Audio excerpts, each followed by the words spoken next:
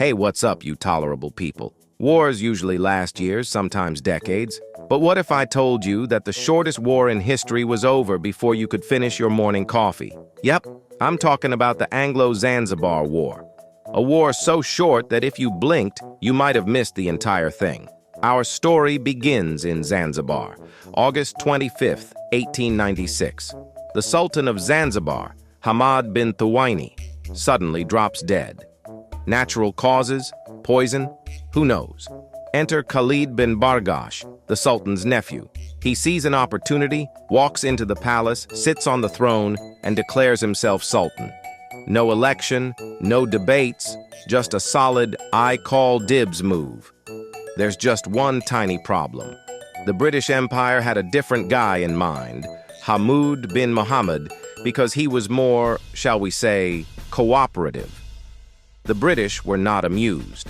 So, at 8 a.m. on August 27th, they politely told Khalid, "Look, buddy, you have 1 hour to leave the palace and surrender. Otherwise, well, we have ships, big ones." Now, if you were given 1 hour to choose between a peaceful retirement or having your palace turned into Swiss cheese, what would you do? Khalid, in his infinite wisdom, locked himself inside the palace, because apparently doors were an effective defense against British warships. 9 a.m. sharp.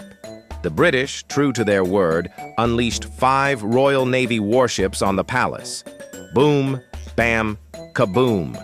For somewhere between 38 to 45 minutes, depending on which historian you ask, cannons shredded the palace.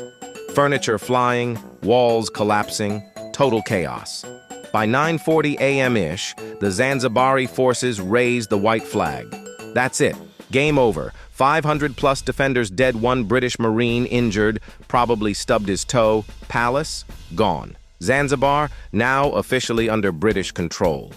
And just like that, the war ended, before most people even finished breakfast. By that same afternoon, the British installed Hamad bin Muhammad as Sultan.